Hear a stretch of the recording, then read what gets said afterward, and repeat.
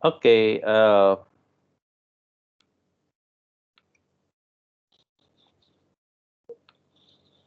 baik, kita lanjutkan kuliah teori medan klasik ini. Jadi kita sudah sampai ke persamaan Einstein ya. Ini persamaan yang paling terkenal ya. Dari seluruh pembahasan kita mengenai medan gravitasi, teori gravitasi modern, maka yang paling terkenal persamaan ini gitu ya. Persamaan ini gitu. Dan ini saking terkenalnya dan saking sulitnya, jadi orang jadi justru bertanya-tanya gitu. Ini persamaan tentang apa sih gitu kan. Saya juga ketika dulu pertama kali berkenalan dengan teori relativitas Einstein itu saya bertanya, ini persamaannya tampaknya simpel gitu, tapi ke orang bilangnya sulit ya. Dan ternyata memang sulit karena ini persamaan simbol yang tampaknya simpel ini merepresentasikan tensor ya. Jadi waktu itu saya harus belajar dulu mengenai apa itu tensor, baru bisa memahami, baru saya bisa mengappreciate kesulitan sekaligus keindahan persamaan ini gitu. Oke, ini persamaan Einstein adalah persamaan yang menggantikan ya persamaan Newton sebagai persamaan yang mendeskripsikan medan gravitasi ya. Kalau Anda lihat ini ya pertama kali bahwa persamaan ini sifatnya kovarian ya. Mereka bertransformasi secara kovarian karena ruas kiri maupun ruas kanan sama-sama tensor. Oke.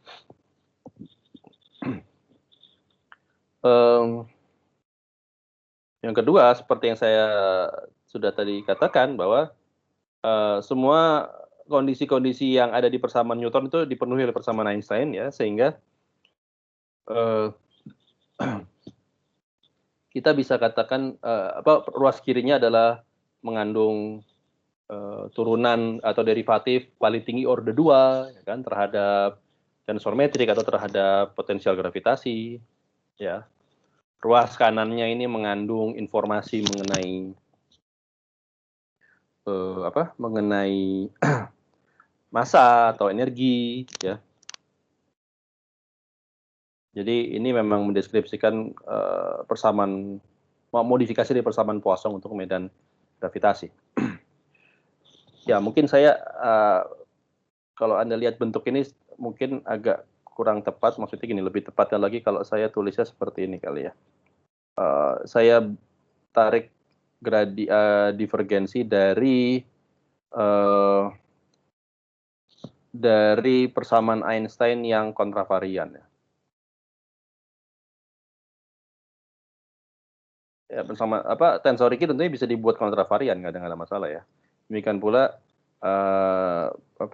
tensor energi momentum. Ya, kalau gini kan baru jelas ya bahwa mu-nya terkontraksi. Nah, ini sama dengan 0. Ya, ini maksudnya ruas kiri dan ruas kanan sama-sama 0 gitu ya. Ini sama dengan 0. Jadi konsisten secara matematis ya, secara identitas konsisten. Oke, ya Anda bisa lihat bahwa persamaan Einstein ini Anda bisa mengapresiasi kerumitannya ya karena Anda sudah tahu apa isi dari tensor Ricci ya, tensor metrik, dan apa isi dari tensor energi momentum ya. Sorry, suara saya terdengar jelas ya. Saya duduk agak jauh dari laptop. Jelas, Pak. Oke.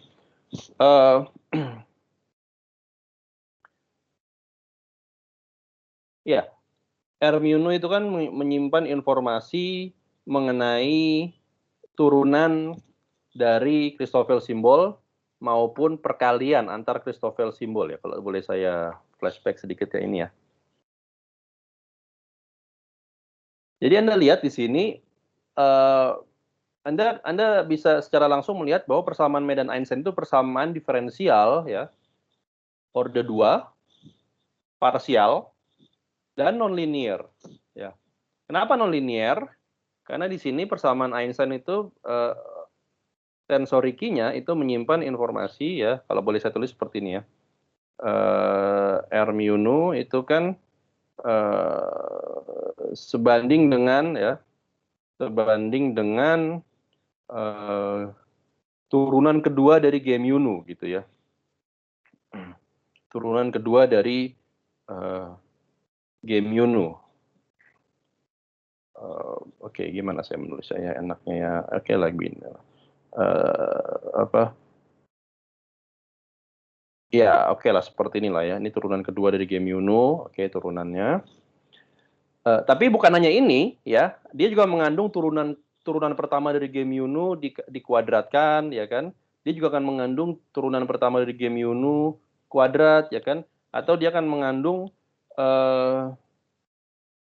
game Uno dikalikan game Uno, gitu ya. Maksudnya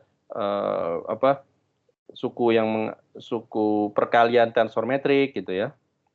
Dan lain sebagainya ya. Jadi dia non-linear karena ada suku seperti ini gitu kan, atau ada suku yang di mana saya punya game Uno mengalikan turunan dari tensor metriknya juga gitu ya. Ini penulisan simplistiknya aja ya.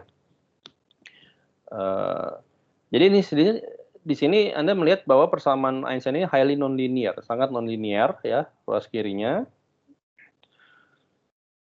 Sehingga tidak heran kalau dia dikatakan sebagai salah satu persamaan yang tersulit di fisika, dan maka teori relativitas umum itu orang bilang salah satu teori yang paling sulit ya. Karena memang mencari solusi eksak dari persamaan ini itu sulit ya. Anda seperti mencari solusi eksak dari persamaan diferensial parsial yang non-linear ya. Dan bukan hanya tunggal, tapi sistem persamaan diferensial parsial non-linear. Sistem itu artinya apa? Artinya fungsi yang dicari itu lebih dari satu. Jadi ini kalau Anda lihat ini kan persamaan tensor ya. Kalau Anda uraikan komponen-komponennya, maka ada lebih dari satu persamaan kan dalam satu bentuk tunggal ini gitu kan. Ini kan bisa dilihat untuk 0,0 seperti apa persamaannya ya kan. 1,1 seperti apa, 2,2 seperti apa, 3,3 seperti apa. Bisa juga ada komponen di mana 0,1 seperti apa, 0,2 seperti apa, 0,3 seperti apa gitu, 1,2 seperti apa, dan seterusnya ya. Jadi ini persamaan tensor. Secara umum dia punya 16 komponen, artinya secara umum ada 16 persamaan diferensial parsial nonlinear yang terkandung dalam tulisan ini ya. Yang terkandung dalam bentuk ini. Oke, saya katakan secara umum karena hampir selalu tidak semuanya dari 16 persamaan diferensial parsial itu tidak nol ya. Mungkin hanya beberapa saja yang nol ya. Nanti kita akan lihat secara eksplisit. Kita coba mencari solusi dari persamaan ini, solusi eksak. Apa lagi yang perlu saya katakan mengenai properti dari persamaan ini ya. Oh ya, persamaan ini Anda lihat ruas kirinya adalah geometri ya. Geometri ya. Jadi di sini ruas kirinya adalah geometri, kalau boleh saya tulis seperti ini ya. R mu nu min setengah G mu nu R. Ini adalah geometri ya. Ya kan dia mendeskripsikan geometri ruang waktu ya, apakah datar atau melengkung. Kalau dia melengkung maka kelengkungannya berapa gitu kan. Di ruas kanan ya. Di ruas kanan dia ini konstanta gitu ya. Ada T mu nu. T mu nu ini adalah tensor yang menyimpan informasi mengenai fisika dari sistem tersebut ya. Artinya apa? Dia tensor yang menyimpan informasi mengenai energi, mengenai massa, mengenai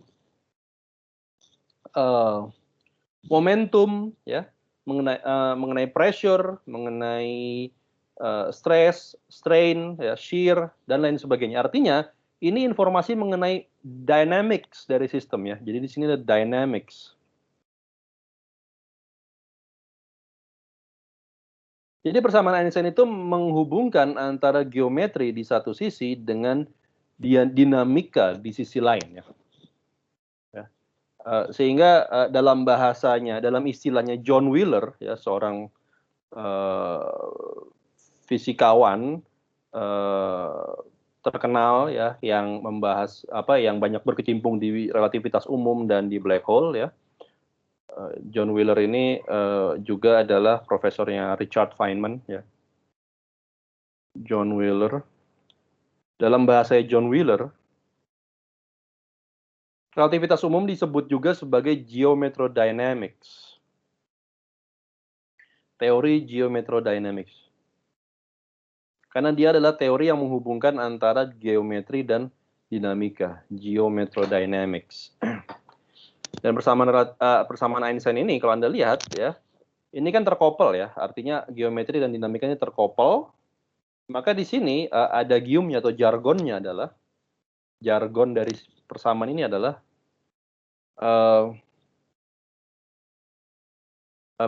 space tells matter how to move, gitu ya, how to move, and matter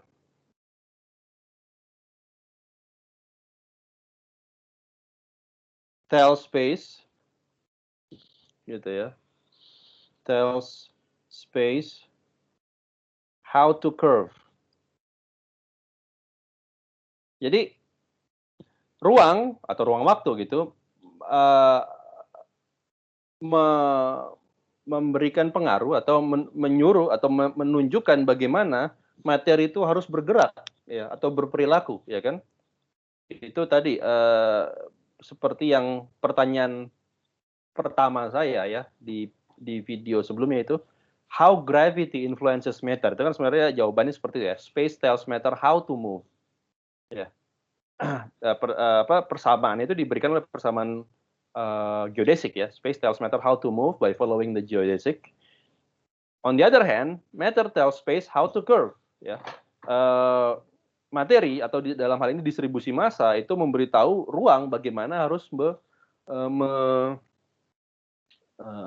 melengkung, gitu ya.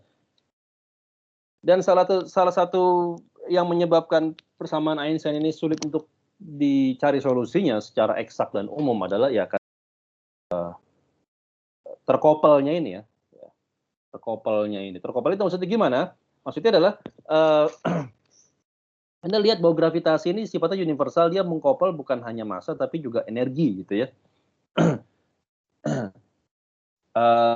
Jadi misalnya saya punya punya massa, maka dia akan menghasilkan medan gravitasi, gitu kan. Nah, gravitasi akan memberitahu bagaimana massa berperilaku. Nah, tapi ketika massa berperilaku, massa dan energi dari si partikel itu juga akan mengaruhi medan gravitasinya. Jadi ini saling terkoppel. Oke, kalau kita juga bisa sedikit memodifikasi ya persamaan Einstein ini ya. Kalau boleh saya tulis lagi persamaan Einstein ya. R mu nu min setengah G mu nu R. Ini sama dengan kappa. Kappa ini suatu konstanta yang memang saya belum tentukan. Nanti kita akan tentukan apa itu kappa ya, konstanta couplingnya. Nah, ini kalau saya coba kontraksi ya. Saya coba kontraksikan, artinya saya kalikan kedua ruasnya dengan tensor metrik. Saya kontraksi dengan tensor metrik. Maka apa yang saya dapat di ruas kiri? R mu nu dikontraksi dengan G mu nu jadi apa? Ada yang tahu?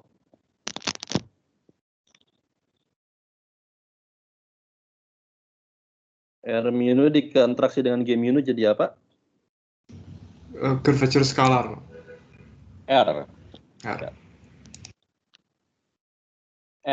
Lalu sekarang saya punya G mu nu dikontraksi dengan G mu nu, hasilnya apa? 4. 4. Kenapa 4? Ada di kawan yang tahu. Ya, karena G mu nu kali kontraksi dengan G mu nu ini jadi delta mu mu gitu atau delta nu nu ya.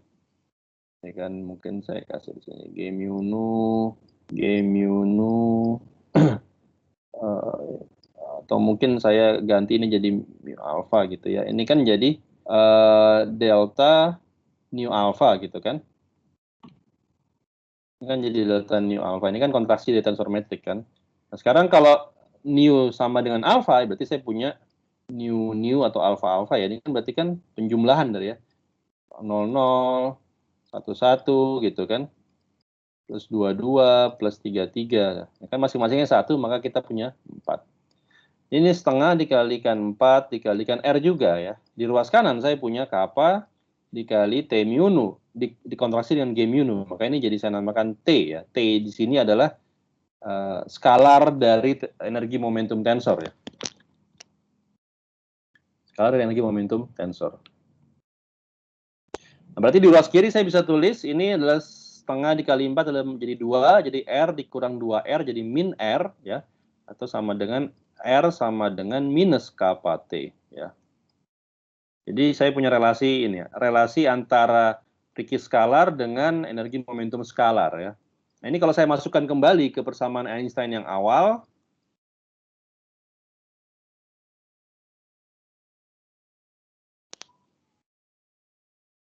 saya masukkan ke sininya, maka persamaannya menjadi R mu nu min plus gitu ya. Setengah kappa G mu nu T ya di ruas kirinya. Ruas kanan sama. Nah, saya bisa bawa yang mengandung T atau T mu nu itu ke ruas satunya lagi, sehingga saya bisa tuliskan seperti ini ya. R mu nu sama dengan kappa, di sini adalah T mu nu dikurang ya setengah G mu nu T. Oke, ini bentuk alternatif dari persamaan Einstein juga.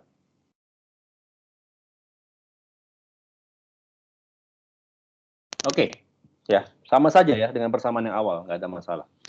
Cuman bentuk alternatif hasil kontraksi dari tensornya saja.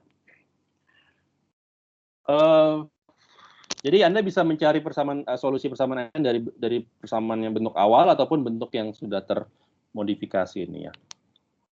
Nah, bentuk ini punya keuntungan kalau kita mencari solusi dari persamaan Einstein ketika sistemnya vakum. Jadi kalau misalnya saya punya kondisi vakum itu maksudnya tidak ada materi ya.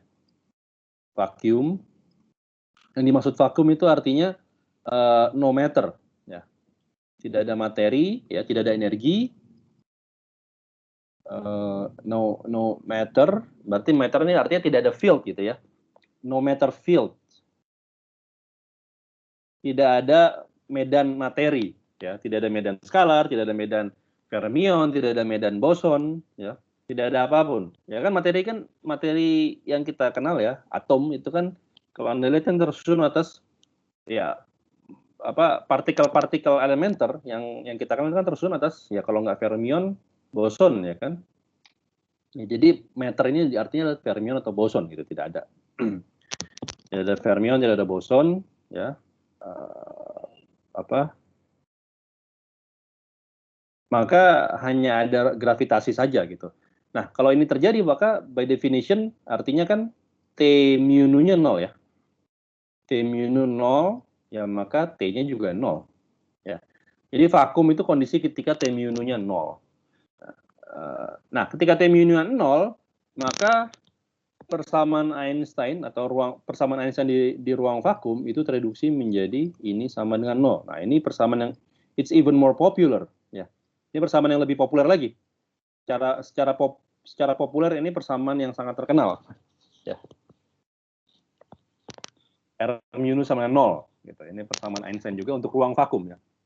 Ini orang bilangnya adalah Einstein field equation in vacuum. Jadi kalau Anda meninjau suatu permasalahan gravitasi di mana ruangnya vakum, ya Anda bisa mengerjakan dari sini, tapi Anda tentunya lebih mudah kalau mengerjakannya dari sini, gitu kan? Ini lebih sedikit memudahkan. Saya katakan sedikit ya, karena meskipun ini sama dengan 0, tapi ruas kiri kan tetap tensor ya. Jadi ruas kirinya ini tetap persamaan diferensial parsial. Paling tinggi order 2 dan terkopel. Bukan terkopel, tapi lebih dari 1 ya. Oke, sampai sini ada pertanyaan sebelum saya lanjutkan? Pak, saya mau tanya. Silakan. Itu berarti T itu kalau tidak salah energi momentum tensor ya. Iya. Berarti kalau dari perhitungan itu di vakum itu nggak ada Iya. energi. Iya. Well, tidak ada energi. Classically yes. Oke. Kenapa memang? Oh, jadi di ranah ini kalau bahasan yang lain kemungkinan bisa aja ada ya. Oh iya, ya kan kita ngomongin teori medan klasik kan, jadi kita membahas secara klasik. Ya secara kuantum tentunya ruang vakum itu punya energi ya, karena ada yang zero point energi, artinya tidak mungkin kita bisa punya energi yang zero, absolute zero itu nggak ada ya. Ada energi terendah yang bisa dimiliki bahkan oleh vakum space ya. Berarti kalau di persamaan Einstein yang ini energinya berasal dari mana, Pak? Dari matter. Energi yang mana ini yang kita omongin? Energi maksudnya T mu gitu. Mungkin secara umum T mu itu. Iya, T mu ini kan mengandung energi dari materi. Energi dari materi. Misalnya saya misalnya saya punya medan Maxwell gitu kan. Ya secara kuantum ya foton. Medan Maxwell itu kan dia punya T mu kan, T mu medan Maxwell. Artinya dari situ T00-nya memberikan kita informasi mengenai energi elektromagnetik. Seperti itu. Jadi kalau saya punya vakum berarti tidak ada materi, tidak ada medan di situ selain medan gravitasi gitu ya. Apakah menjawab pertanyaan atau? Iya, makasih Pak. Oke. Nggak apa-apa kalau ada yang mesti ditanyakan silakan. Mungkin membingungkan istilah yang saya gunakan gitu ya. Oke, ada pertanyaan lain?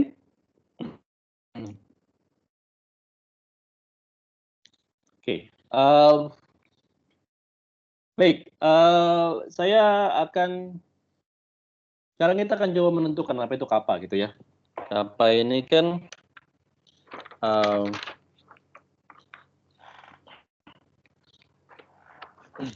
suatu konstanta pengali ya, konstanta pengali yang menghubungkan antara geometri dengan dinamika ya, dengan materi gitu ya.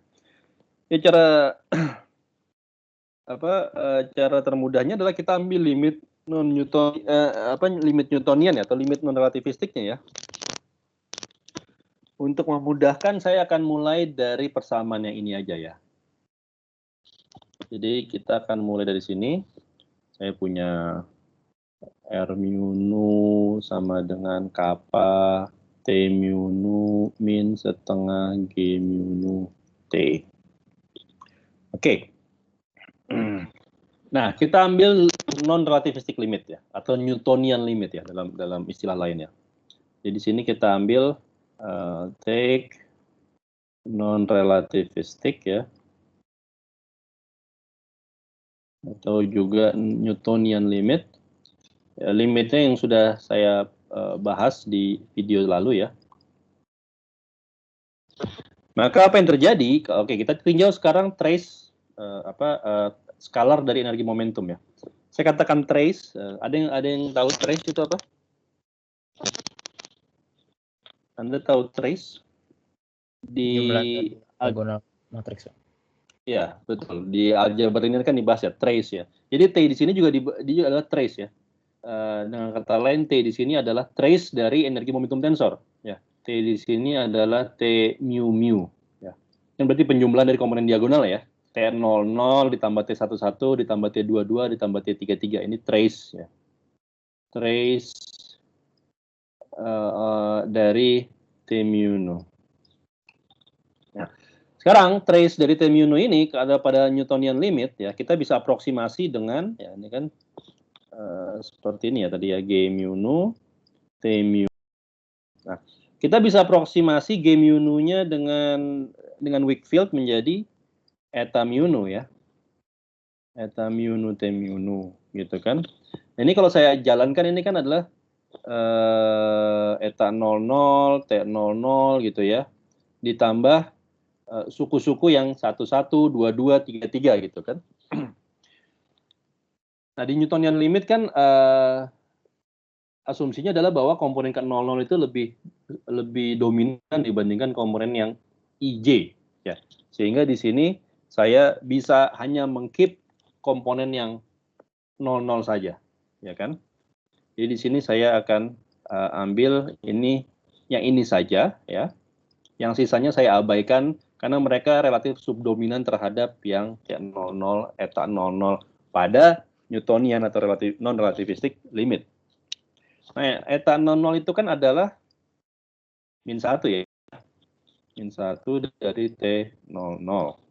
Nah, T00 itu adalah rho ya. Jadi sini minus rho. Sebenarnya dia lah minus rho C kuadrat ya. Tapi kan untuk memudahkan saya set C-nya 1, jadi ini minus rho saja ya. Oke. Ya nanti kita bisa merestore kembali kebergantungan terhadap C itu di hasil akhir ya. Seperti misalnya kalau boleh saya flashback dulu sebentar ke atas. Saya lihat hasil ini nih ya. Sorry, di sini ya. Di sini saya bisa mengembalikan C-nya di sini. C-nya itu terletaknya di mana? Ada C-nya itu di sini, 2V per C kuadrat ya. 2V per C kuadrat gitu ya.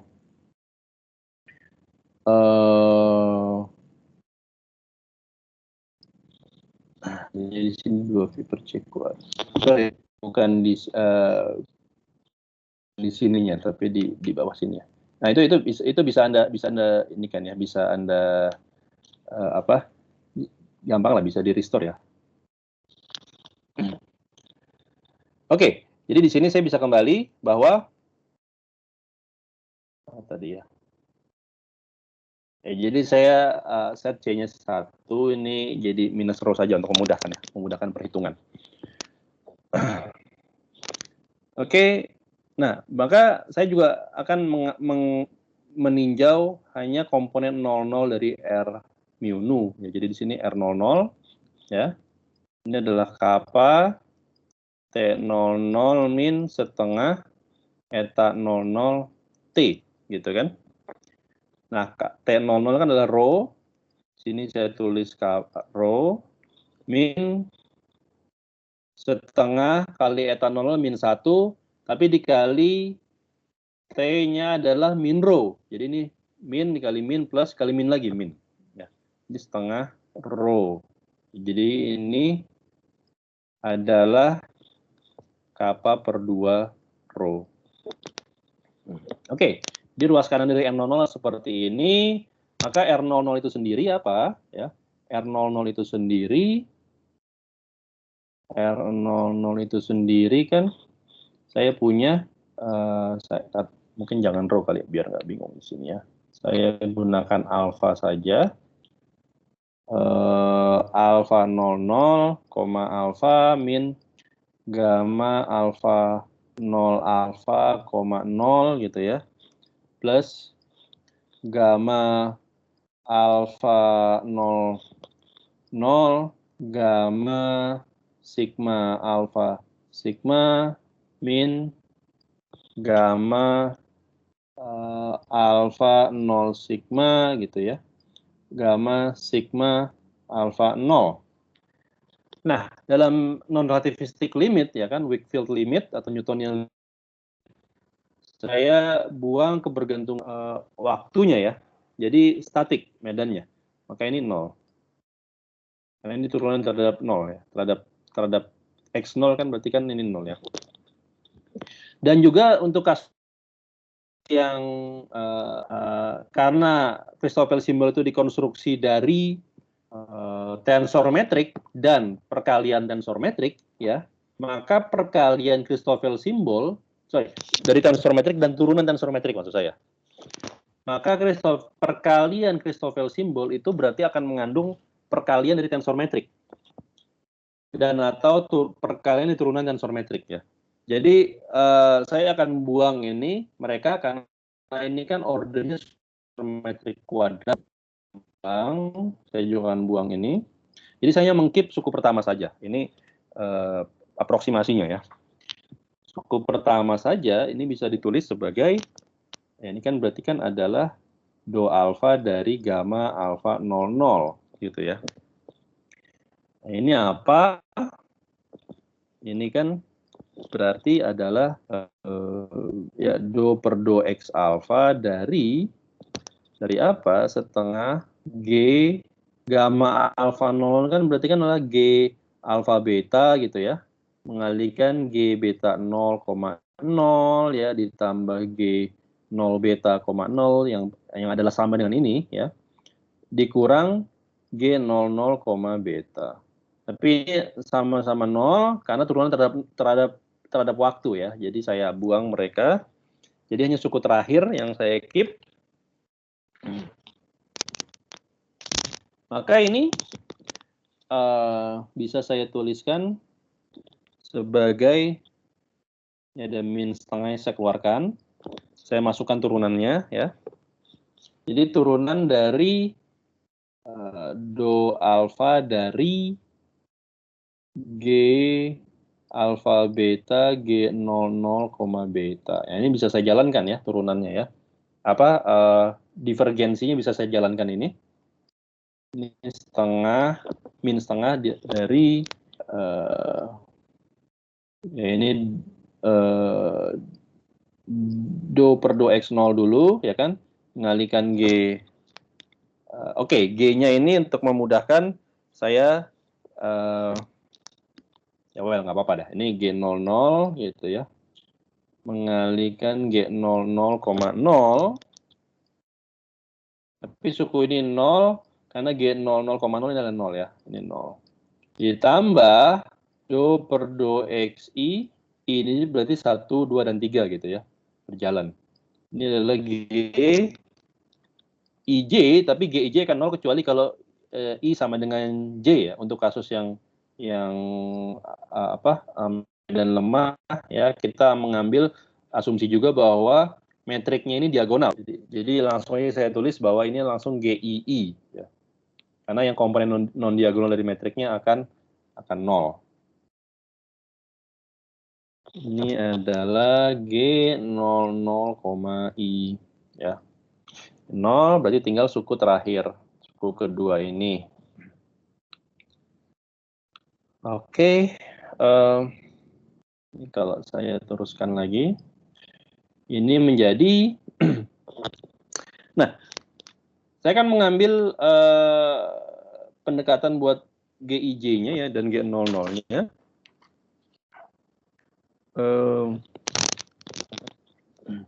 Atau GIJ dulu deh. GIJ ini kan berarti kan bisa saya tulis sebagai, ada minus setengahnya ya.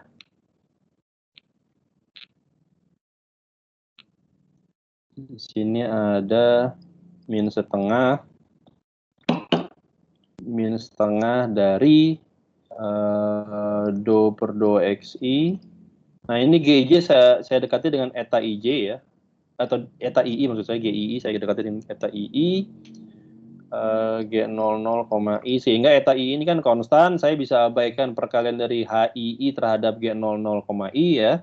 Jadi ini bisa saya tulis sebagai min setengah eta II G00, I diturunkan lagi terhadap XI. Ya, jadi ini Anda bisa lihat ini adalah seperti ini ya, secara eksplisit ya. Do kuadrat G00 do XI kuadrat ya, turunan kedua. Nah ini adalah R00 ya. R00 itu dapat saya aproksimasi seperti ini ya, to the lowest order. Order terendahnya bisa saya tulis seperti ini. Oke, berarti saya samakan ya persamaan tadi ya, di atas itu. Nah, eta I ini kan pasti 1 ya, apapun I-nya ya. 1 atau 2 atau 3 kan I-nya 1 atau 2 atau 3 kan eta I pasti 1 ya. Maka ini adalah min setengah dari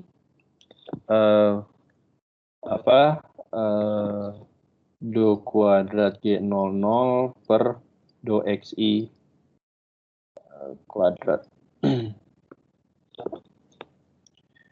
Nah, Anda lihat bahwa G00 saya bisa dekati dengan yang sudah saya dapatkan kemarin ya. Ini pendekatan min dari 1 plus 2V ya. Maka di ruas kiri persamaan Einstein aproksimasinya itu menjadi setengah dikali turunan ini, turunan kedua ini. Maka setengahnya cancel, minnya juga cancel. Langsung aja di sini saya tulis.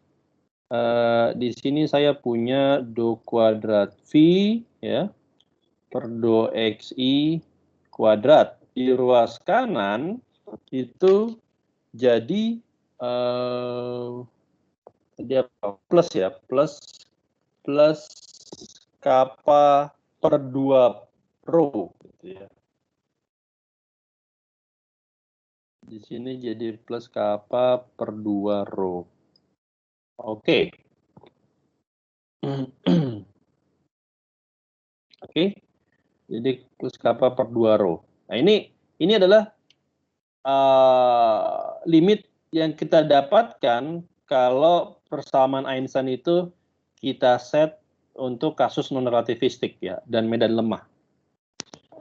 Ya, Anda lihat bahwa ruas kiri itu kan persamaannya ini persamaan vektor ya. Turunan dari turunan kedua dari V terhadap XI. Ini bisa ditulis sebagai Laplacian ya, V. Sedangkan di ruas kanan, ya ini adalah kappa dikali rho. Jadi ini Anda lihat ini persamaan Poisson ya. Persamaan Poisson. Itu sudah punya persamaan Poisson untuk medan gravitasi ya. Tadi bawah atau di video sebelumnya di atas tadi. Ini sama dengan coba saya lihat dulu. Saya lupa konstantanya.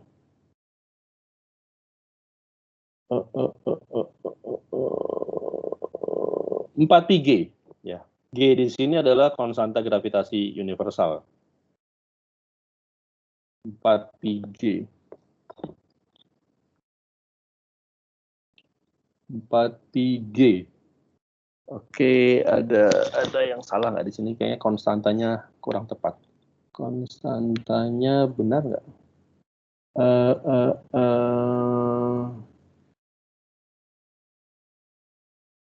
Samaannya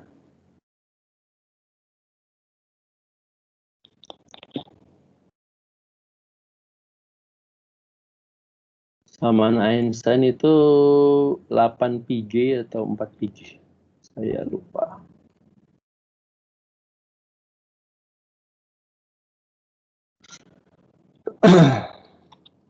Well, anyway, sebentar ya 4πg, maka persamaan Einstein-nya itu menjadi di sini ya.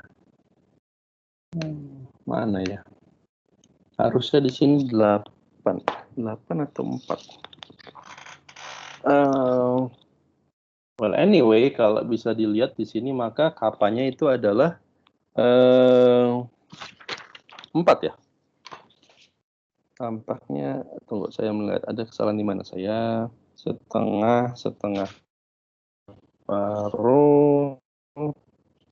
Saya punya kalau di Carroll itu bisa dilihat, bisa tolong lihat Carroll itu samaan Einstein-nya seperti apa.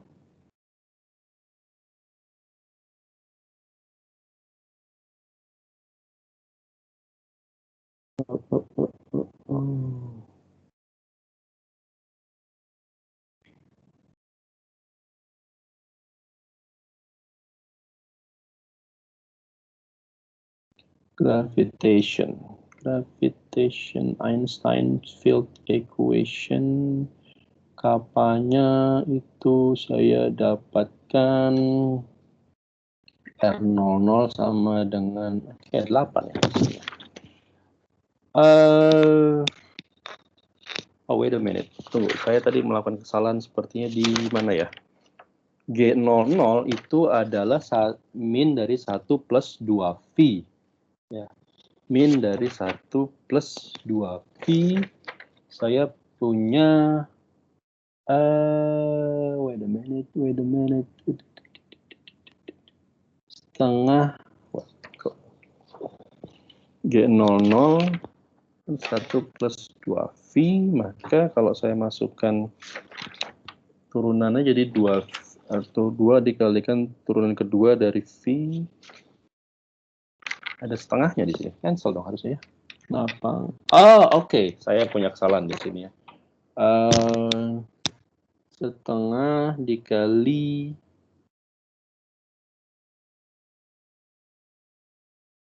wait a minute. Setengah dikali ada yang notice kesalahan yang saya lakukan nggak di sini ya? Harusnya 8 PG, tapi di sini tampaknya 4 PG ya. Halo. Ada yang mendengarkan? Kayaknya udah bener Pak yang sebelah kiri. Benar ya? Saya bingung Kappa jadinya. per 2. Oh, ya. Wait. Iya, kappa per 2. Iya. What am I thinking? Ini jadi kappa per 2 ya di sini ya. Kenapa diubah sih jadi kappa tadi? Iya, sorry. Bingung. Oke, benar. Berarti kan di sisi lain kita punya 4 PG row gitu ya. Ya, sedangkan maka kita bisa identifikasi kappa per 2 sebagai 4 PG row. 4 PG, sorry. Maka kapanya adalah 8 PG ya. Oke, jadi kapanya di sini ada 8 PG. Atau kalau mau lebih precise lagi, kita masukkan lagi, kita restore kebergantungan terhadap C-nya, maka ini jadi 8 PG per C pangkat 4 ya. Nanti ada faktor C pangkat 4-nya di sini. Oke, jadi di sini inilah persamaan Einstein dengan konstanta yang sudah kita fix berdasarkan limit Newtonian ya. Jadi saya bisa kembalikan persamaan Einstein-nya menjadi secara unik adalah seperti ini ya. Sama dengan 8 PG dikalikan T mu nu. Ini bentuknya variannya bisa dalam bentuk fully covariant atau fully kontravarian atau mixed tensor ya. Tidak ada masalah. Misalnya gini, kalau saya punya persamaan dalam bentuk mix, maka saya punya R mu nu ya, minus setengah. Nah, G mu nu ini kalau mix ya berarti jadi delta. Jadi simbol Christoffel, simbol delta Kronecker maksud saya. Dikalikan R ini jadi 8 pi G T mu nu ya, sama saja ya. Oke, ini persamaan Einstein. Ada pertanyaan sampai sini? Terima kasih atas dari bantuannya. Saya yang salah malah. Ada pertanyaan sampai sini? Pak mau bertanya Pak. Silakan. Tadi agak sedikit putus-putus videonya. Tadi eta II-nya hilangnya kenapa ya Pak? Eta II ini Belum bergerak Pak layar Pak, kayak agak freeze Pak. Ya situ Pak ya. Oke. Ini ya. Well, sebenarnya hilangnya tuh gini. Eta I ini kan kalau ini kan berjalan ya. Ini kan berjalan kan. Eta 11 dari do kuadrat Y00 per do X1 kuadrat gitu kan plus eta 22 dan seterusnya ya. Dan eta 33 mengalihkan do kuadrat Y0 per do X2 kuadrat ya. Dan do kuadrat Y0 do X3 kuadrat ya kan. Tapi eta 11, eta 22, eta 33 ini kan konstanta ya. Dan ini mereka satu maksud saya. Ini satu dan ini bisa ditulis sebagai Laplacian, ya kan? Jadi maksudnya lagi seperti ini. Eta II do kuadrat do X I kuadrat ini kan kalau saya jalankan 1 ini 1.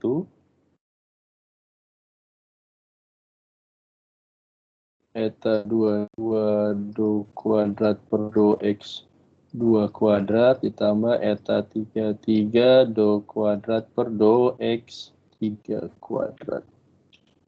Ini 1 gitu ya. Ya, berarti kan ini sama dengan do kuadrat do X kuadrat ya dalam not.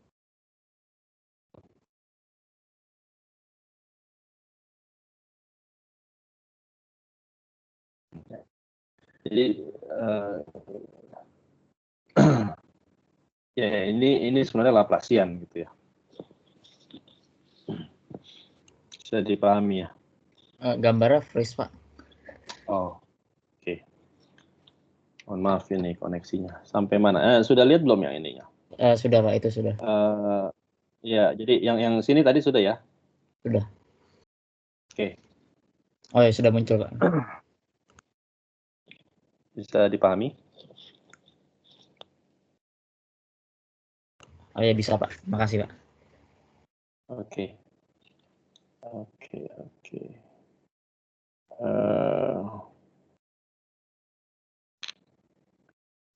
Ada pertanyaan lain?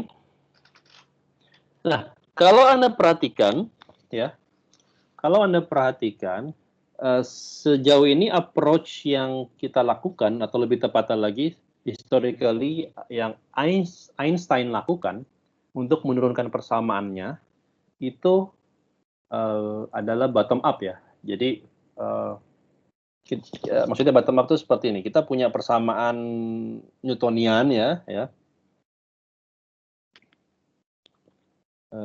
Jadi ini yang low level energinya misalnya gitu ya. Ini Newtonian equation-nya ya, berupa persamaan Poisson ya 4pi G rho gitu ya. Ini Newtoniannya. Dari sini dia mencoba mengkonstruksi suatu persamaan yang mengeneralisir persamaan ini gitu ya. Dia mencoba mengeneralisir persamaan ini gitu. Nah, persamaan itu adalah persamaan tensor. Jadi dia mencoba mengkonstruksi persamaan tensor dari yang kalau kita limitkan pada level non relativistik, kita dapat persamaan ini gitu. Nah, jadi dia mencoba mengekstrapolasi gitu ya, atau mengkonstruksi up gitu. Dari situ kita dapat persamaan Einstein-nya. Nah, metode ini metode ini saya akan katakanlah metodenya bottom up ya. Jadi kita punya persamaan yang kita mulai dari persamaan yang sudah kita ketahui ya. Dari situ kita coba proyeksikan ke atas gimana kira-kira persamaan yang lebih generalnya ya. Ya, tentunya ini cara kerja sains selama ini begitu ya, karena itu empirical. Karena sains itu empirical, jadi ini saya namakan sebagai bottom up approach ya. Bottom up approach.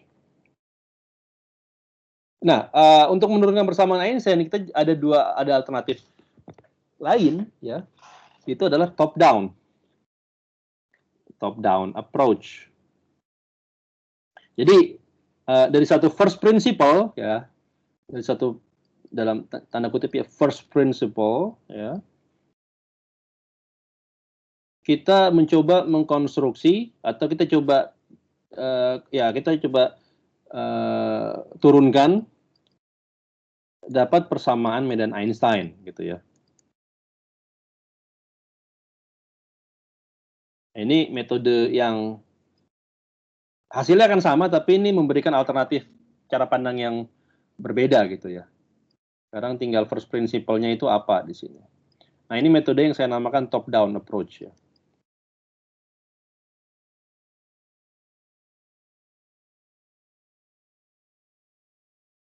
Top down approach. Ya, sejauh ini yang dilakukan oleh Einstein, dia mengkonstruksinya dari seperti ini ya. Secara historis, Einstein memproject persamaan Poisson, he projected it up, mencari persamaan yang mengeneralisir persamaan Poisson. Nah, nggak lama setelah Einstein mempublikasikan papernya tentang relativitas umum itu, ternyata kalau nggak salah David Hilbert seorang matematikawan di Göttingen University di Jerman juga, dia menunjukkan bahwa persamaan Einstein ini bisa diturunkan dari first principle ya. Sebenarnya ada debat yang pertama kali menurunkan persamaan Einstein itu apakah Einstein atau Hilbert gitu ya, karena katanya ada sumber yang mengatakan bahwa Hilbert sampai pada persamaan ini beberapa tahun sebelum Einstein. Gitu. Well, saya tidak tahu mana yang benar dan saya tidak akan tertarik untuk membahas perdebatan sejarahnya di sini. Tapi anyway, saya akan menunjukkan bahwa Hilbert juga bisa menurunkan persamaan Einstein, tapi dengan metode top down. Jadi kita punya satu first principle, kita coba turunkan secara logis dan kita dapatkan persamaan medan Einstein. Nah ini metode kedua ya, top down approach. Tidak ada salahnya Anda belajar kedua metode tersebut. Saya akan coba mulainya. Saya akan coba menurunkannya. Nah kira-kira Hilbert mulai dari mana? Kalau gitu, kira-kira apa yang bisa kita anggap sebagai first principle? First principle itu kayak prinsip pertama gitu ya, prinsip dasar.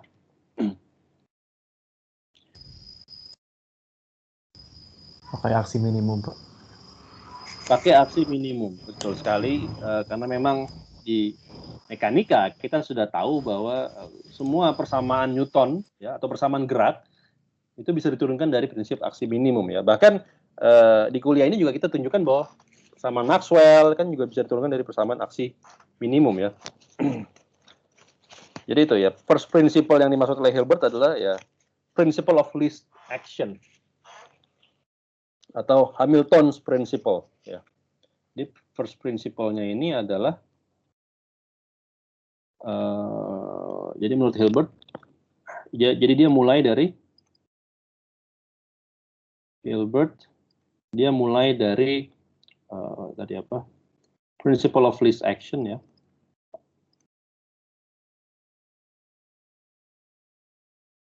Kalau principle of least action kan kita sudah jelas ya, sudah tahu alurnya kan.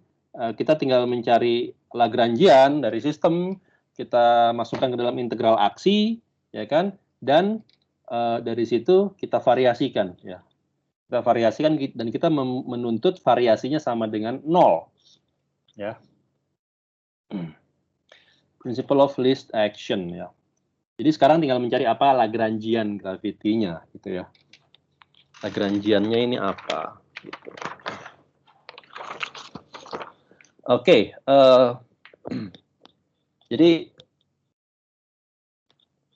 kita punya action ya. Action ini orang namakan sebagai Einstein-Hilbert action ya. Einstein-Hilbert action.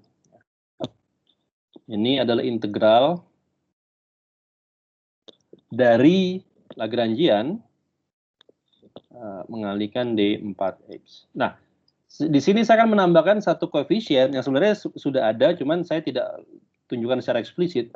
Koefisiennya akar minus G, di mana G-nya, ya, G di sini adalah determinan dari tensor metrik. Ya. Kenapa ada akar minus G? Karena, di ruang datar sebenarnya juga ada, ya. Cuman saya tidak tunjukkan secara eksplisit karena itu terserap di sini. Nah, sekarang saya perlu tunjukkan di sini karena G minunya ini tidak datar, ya. Jadi harus ada secara eksplisit. Dia muncul untuk membuat action-nya ini action-nya ini invarian, gitu ya. Ya, sebenarnya kita bisa lihat dengan mudah ya. Misalnya gini, misalnya saya punya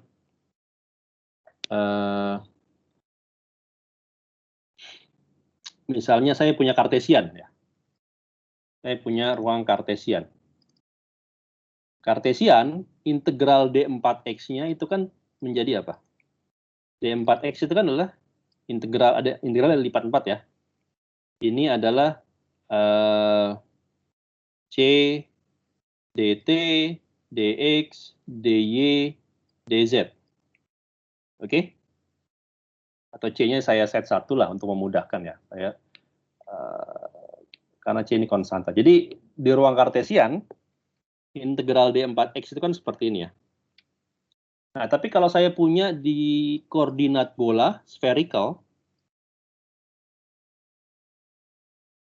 integral D4X-nya seperti apa? Atau integral D4X itu kan berarti integral dari waktu dikalikan integral volume, ya. Ini kan elemen volume ya.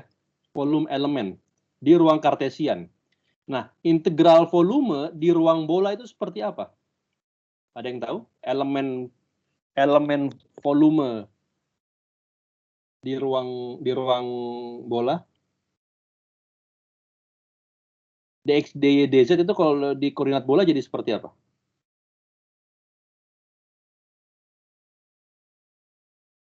Ada yang tahu? Bismat 1. R kuadrat sin V dr. Ya, R dr kuadrat dz sin sin kuadrat kuadrat. theta dr d theta dv, ya kan? Ini kan kalau Anda integralkan. Sin-nya nggak kuadrat. Ya, Oh iya betul Pak, sinnya nggak kuadrat. Ya, terima kasih. Sin theta ya. R kuadrat sin theta gitu ya. R kuadrat sin theta dr d theta dv. Ini kan kalau Anda integralkan, R yang diintegralkan dari 0 sampai satu konstanta konstanta radius tertentu, d theta kalau Anda integralkan dari 0 sampai pi, dv kalau Anda integralkan dari 0 sampai 2 pi, maka Anda akan dapatkan ini adalah volume bola ya. Coba kita lihat gitu ya. Ini kalau misalnya kalau saya integralkan, oke, integral saya tulis secara eksplisit ya. Ada lipat 3 integralnya ya. Integral gitu ya. R kuadrat sin theta dr d theta dv. Saya tulis yang mana dulu? Saya tulis yang dr dulu, dari 0 sampai suatu jari-jari. Jari-jari bola katakanlah R besar. Ini theta dari 0 sampai pi ya. Rentang theta kan dari 0 sampai pi ya. Pi rentangnya dari 0 sampai 2 pi. Ya. Kan yang paling mudah diintegralkan adalah yang dv dulu kan. dv ini kalau diintegralkan langsung keluar 2 pi ya. 2 pi ya kan dikali, atau gini lah. Ini kan bisa saya tulis bentuk integralnya seperti ini ya. Ini kan integral dari, ini integral dv 0 sampai 2 pi mengalikan integral sin theta d theta dari 0 sampai pi ya, mengalikan integral r kuadrat dr dari 0 sampai radius bola. dv ini apa? dv ini kan 2 pi, sin theta d theta diintegralkan jadi minus cos theta, dimasukkan dari min cos theta, dimasukin tetanya 0 sampai tetanya pi. Anda lihat ini tetanya pi akan jadi min 1. Jadi min 1, min 1, 1 dikurang min 1 juga. Karena theta 0, 1 jadi min 1. Jadi plus 1. Jadi 2 ya. Ini 2. Nah ini diintegralkan adalah sepertiga R pangkat 3. Maka ini kalau Anda integralkan, hasil integral totalnya adalah 4/3 pi R pangkat 3. Dan ini adalah volume bola dengan radius R besar ya kan. Jadi ini elemen volume untuk bola. Oke. Elemen volume untuk bola. Nah, saya bisa menulisnya ini sebagai gini, saya bisa mengambil pada kasus kartesian ya. Pada kasus kartesian, X0-nya adalah T sama, X1-nya adalah X, X2-nya adalah Y, X3-nya adalah Z, ya kan? Pada kasus bola spherical, ya di sini saya lihat X0-nya adalah T sama, X1-nya adalah R, ya kan? X2-nya adalah theta, X3-nya adalah V, ya kan? Saya ginikan aja. Nah, jadi sebenarnya D4X itu kan adalah di sini R kuadrat sin theta mengalikan DX0, DX1, DX2, DX3 ya. Dalam konteks spherical. Nah, Anda lihat ada koefisien R kuadrat sin theta. R kuadrat sin theta ini dapatnya dari mana? Kalau Anda lihat metrik dari ruang Minkowski dalam koordinat bola itu kan seperti apa? Atau gini deh. Metrik atau elemen panjang ya, ds kuadrat dari Minkowski di dalam koordinat bola itu seperti apa? Min dt kuadrat c-nya 1 ditambah r ditambah dr kuadrat ditambah r kuadrat d theta kuadrat ditambah r kuadrat sin kuadrat theta d v kuadrat. Ya kan, ini kan sebenarnya 3 suku terakhir ini kan adalah elemen panjang dalam koordinat bola. Elemen panjang 3 dimensi dalam koordinat bola. Ya kan, ini kan dalam ruang Cartesian adalah dx kuadrat ditambah dy kuadrat ditambah dz kuadrat kan. Oke, bisa diikuti? Maka dengan kata lain, G mu nu-nya isinya apa? G mu nu dari Minkowski dalam koordinat bola ini isinya apa? Ini min 1 plus 1 ya, min 1 plus 1 di sini r kuadrat, di sini adalah r kuadrat sin kuadrat theta. Oke? Sampai sini ada pertanyaan? Bisa dipahami? Suara saya jelas? Ada yang putus-putus nggak? Di saya Jelas, jelas. Pak. Oke. Nah, kalau saya cari determinannya apa? G-nya. Ya, determinannya, G-nya. Determinan dari matriks diagonal kan berarti kan perkalian dari diagonalnya aja ya. Karena kan perkalian yang ya apa suku of diagonalnya 0, maka G-nya ini cuman min R pangkat 4 sin kuadrat theta ya. Ini dia apa determinan dari matrik dari tensor metrik ya. Maka kalau saya tarik min akar G ini menjadi R kuadrat sin theta. Dan R kuadrat sin theta ini adalah tepat koefisien yang saya punya di sini. Nah, itulah kenapa untuk lebih lengkapnya lagi saya perlu memasukkan efek atau koefisien akar min G ini ya. Akar min G ini pada kasus datar dia tidak akan berpengaruh apapun ketika kita variasikan aksinya karena ini adalah konstanta ya. Konstanta. Atau dia bisa divariasikan ya. Nah, kalau kita mau mencari persamaannya spesifik misalnya pada koordinat bola gitu bisa kita variasikan gitu kan. Tapi kalau saya menurunkan persamaan secara umum maka akar min G ini kan menjadi akar dari min determinan eta mu nu yaitu adalah 1 gitu kan. Oke. Jadi saya perlu untuk ruang lengkung saya perlu merestore kembali adanya akar minus G ini agar koefisiennya sama ya. Ini semoga bisa dipahami. Oke, berarti sekarang Einstein-Hilbertnya saya tulis lagi di sini ya. Aksi Einstein-Hilbert ini adalah integral dari akar minus G kalikan Lagrangian kalikan D4X. Maka prinsip aksi minimum mensyaratkan bahwa delta S-nya, delta S Einstein-Hilbertnya, ini sama dengan 0. Ya kan? Atau dengan kata lain, kalau saya variasikan, gitu ya, kalau saya variasikan ini relatif terhadap G mu nu, misalnya. Saya mengambil G mu nu kontravarian atau G mu nu kovarian sama aja ya. Maka ini harus sama dengan 0 ya. Oke, berarti sebelum kita terapkan ini maka kita perlu tahu dulu apa sih isi Lagrangiannya. Nah, ini krusial, ini step krusial bagi Hilbert ya. Hilbert menentukan apa Lagrangian dari gravitasi.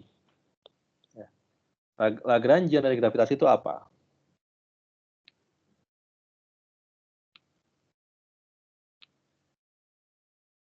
Oke. eh,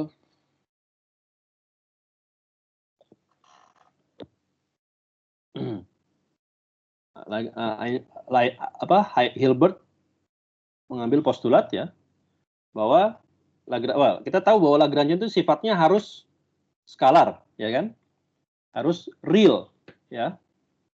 Dan kalau dia ingin mendeskripsikan suku kinetik, maka dia harus paling tinggi itu ordenya adalah mengandung derivatif orde pertama lalu kuadrat. Yaitu syarat-syarat yang linear ya. Nah, tapi di sini sekarang kita berhadapan dengan medan yang non-linear, maka ya Hilbert berpikir yang pasti bahwa dia harus real dan harus skalar. Ya. Kira-kira apa besaran skalar apa yang bisa saya gunakan sebagai Lagrangian yang menyimpan informasi mengenai medan gravitasi? Kita tahu ada besaran skalar paling simpel yang kita tahu adalah Ricci skalar, ya kan? Jadi Ricci skalar ini diambil oleh Hilbert sebagai Lagrangian untuk medan gravitasi. Nah, tapi ini untuk medan gravitasi. Untuk medan yang lain apa? Medan yang lain ya dimasukkan oleh Hilbert ke dalam suku yang ini ya. Ini sukunya sepertinya minus 2 kappa, ini ada minus 2-nya ini untuk alasan nanti ya. Oke, konstanta gitu. Kapanya adalah yang tadi kita dapatkan ya. Dikalikan dengan Lm. Lm ini adalah medan atau Lagrangian materi yang lain selain gravitasi. Ya. Lm ini adalah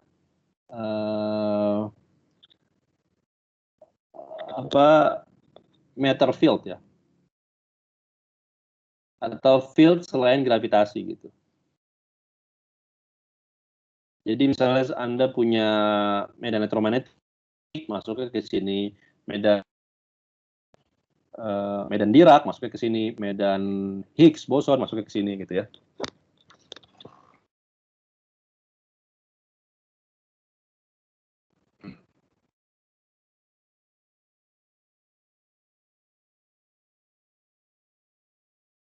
Skalar konstruksi dari Ricci, skalar yang mengandung informasi mengenai G mu itu bukan hanya ini saja ya. Ini yang paling kita bisa punya ada skalar itu misalnya ya selain R, kita juga bisa punya R mu ini juga skalar ya kan.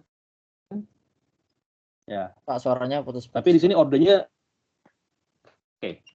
Di mana tadi saya mulai putusnya? Setelah membahas ulang. Matter fields. Oke, saya lanjutkan. Sekarang lagi terdengar. Halo. Halo, masih agak putus-putus lagi, Pak. Oke. Mohon maaf ini koneksinya ya. Oke. Saya sambil lanjutkan aja ya. Tapi layar terlihat nggak? Terlihat, Pak. Nah, ya jadi di sini saya mengatakan bahwa tentunya skalar yang dari Ricci itu bukan hanya tapi saya bisa mengkonstruksi Ricci tensor di kontraksi ya, kontraksi dari dua Ricci tensor ini skalar juga ya kan.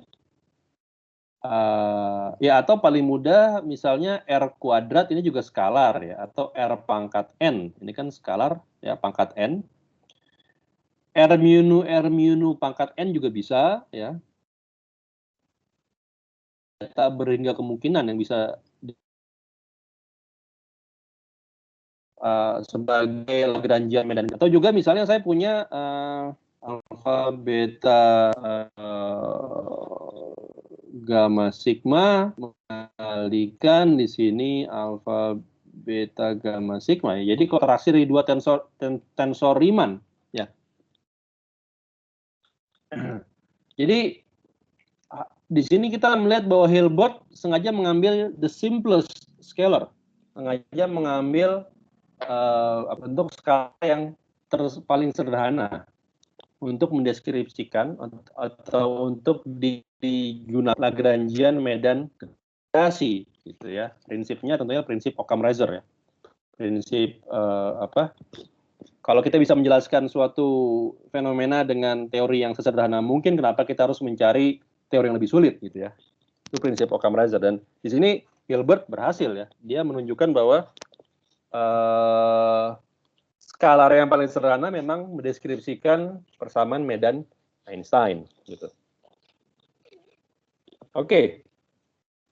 Jadi kita akan mengambil, atau Hilbert mengambil R ini sebagai Lagrangian dari medan gravitasi. Nah, kalau Anda lihat dalam di literatur ya, di literatur ilmiah itu sekarang itu banyak sekali proposal tentang apa yang dinamakan sebagai modified gravity. Teori gravitasi termodifikasi ya. Jadi proposal ini merupakan model-model gravitasi yang mencoba memodifikasi relativitas umum, ya, memodifikasi teori Einstein. Ya. Bagaimana cara memodifikasi teori Einstein? Ya, mereka salah satunya adalah dengan memasukkan kemungkinan skalar yang lebih tinggi ini ordenya. Orang mengenalnya sebagai FR gravity gitu ya. FR gravity itu maksudnya fungsi R gitu. Fungsi R.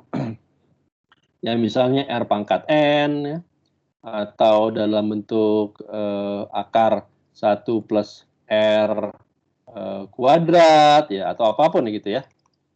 Nah, ini mereka mengajukan ini sebagai model-model yang untuk memodifikasi gravitasi Einstein ya. Kenapa kita butuh modifikasi teori gravitasi Einstein ya? Karena selain bahwa teori Einstein ini juga menjelaskan dengan cukup menakjubkan ya fenomena gravitasi ya di skala tata surya sampai skala yang cukup besar gitu ya. Artinya kalau Anda lihat skala tata surya ya sampai galaksi itu they are perfectly explained by general relativity.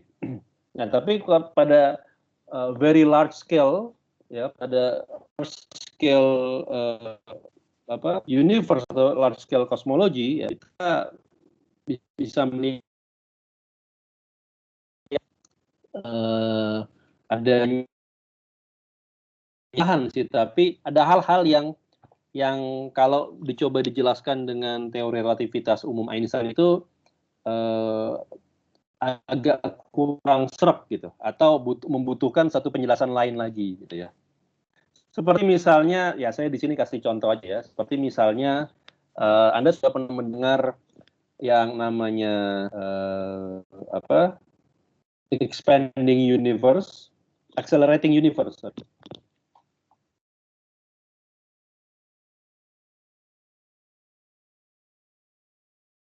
Saya terdengar. Barusan sempat hilang, Pak. Beberapa detik. Oke, saya ulangi lagi. Anda pernah mendengar accelerated expansion universe? Bahwa universe kita itu sebenarnya mengembang, dan bukan hanya mengembang, tapi mengembang secara dipercepat, akselerasi gitu ya. Pernah mendengar? Pernah, Pak.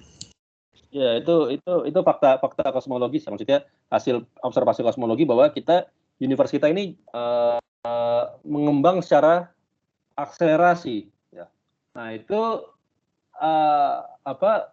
dengan meter biasa ya, itu sulit untuk menjelaskan, nggak bisa untuk menjelaskan bagaimana kita bisa punya universe yang accelerated expansion kayak gitu. Maka orang mengembalikan yang namanya cosmological constant gitu ya.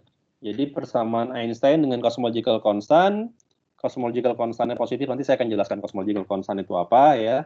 Tapi mungkin Anda pernah mendengar ya tentang konstanta kosmologi ya. Ya, dengan memasukkan konstanta kosmologi, maka kita bisa menjelaskan bagaimana universe itu berekspansi secara akselerasi. Oke. Nah, tapi lalu ada untuk itu maka kita harus menjelaskan dari mana konstanta kosmologi itu berasal gitu ya. Ya, kita bisa menarik hubungan dengan fisika partikel bahwa konstanta kosmologi ini sebenarnya adalah vacuum energy yang tadi saya katakan ya. Vacuum energy ini ketika dia mengkopel gravitasi dia menjadi konstanta kosmologi. Oke, fine. Tapi kemudian ada diskrepsi atau perbedaan konstanta kosmologi yang dibutuhkan agar universe kita kembang secara dengan rate yang sangat kecil gitu. Harusnya sangat kecil. Konstanta kosmologi tapi tidak nol. Nah, sedangkan dari sudut pandang fisika partikel konstanta, nah itu yang belum bisa dijelaskan sampai sekarang ya. Jadi ada beberapa proposal yang mencoba menggagas bahwa mungkin problemnya bukan di konstanta kosmologi, tapi problemnya di geometrinya, gitu. Bahwa mungkin perlu ada modifikasi pada sisi geometri, gitu ya. Jadi orang mempropos misalnya FR gravity, ada yang mengajukan bahwa Lagrangian medan gravitasinya bukan sekedar R, tapi ada suku tambahan seperti ini atau apapun gitu ya. Dan dari situ ada yang mungkin bisa menjelaskan bahwa kita nggak butuh konstanta kosmologi untuk menjelaskan universe mengembang misalnya. Dan lain sebagainya di situ ya. Seperti itu kondisi riset mengenai kosmologi ya, salah satunya. Oke, sampai sini ada pertanyaan nggak? Saya belum masuk ke prinsip aksi minimumnya, ke menurunkan aksinya ya. Saya baru memberikan Einstein-Hilbert action-nya saja. Jadi Einstein-Hilbert action-nya itu diberikan oleh akar minus G mengalihkan R min 2 kappa dari Lagrangian meter yang lain.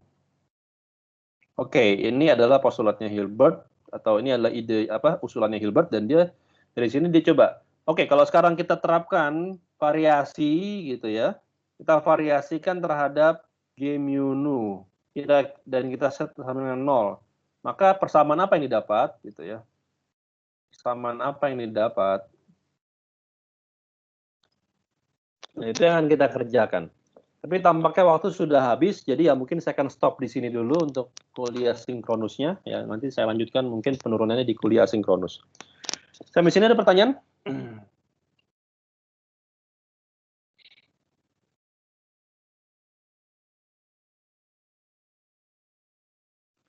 Sampai sini ada pertanyaan? Dari saya belum, Pak. Oke.